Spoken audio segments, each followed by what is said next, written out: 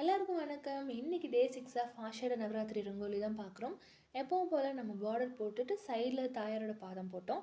Plus இன்றைக்கி சஷ்டியும் கூட செவ்வாய்க்கிழமையும் கூட. அதனால முருகருக்கு ஏற்ற மாதிரி ஸ்டார் கோலம் போட்டுட்டு சுற்றிலும் தாமரைப்பூ மாதிரி போட்டுட்டேங்க.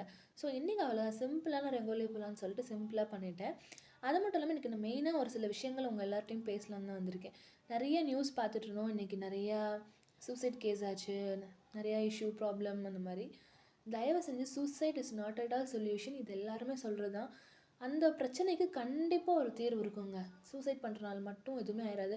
உங்களை நம்பி ஒரு ஜீவன் இருக்கும். நீங்கள் சூசைட் பண்ணுறனால அவங்க எவ்வளோ கஷ்டப்படுறாங்கன்னு நினச்சிக்கோங்க. கண்டிப்பாக ஷேர் பண்ணுங்கள். அந்த பிரச்சனைக்கான சொல்யூஷன் கண்டிப்பாக கிடைக்கும்.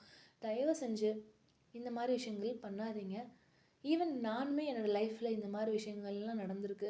அது எல்லாத்தையும் ஓவர் கம் பண்ணி தான் இன்றைக்கி நம்ம வாழ்ந்துட்டுருக்கோம். இன்றைக்கி நம்ம வாழ்க்கை அப்படியே போயிட்டுருக்கு இல்லையா? அது மாதிரி கண்டிப்பாக எல்லாருக்கும் மாறுங்க.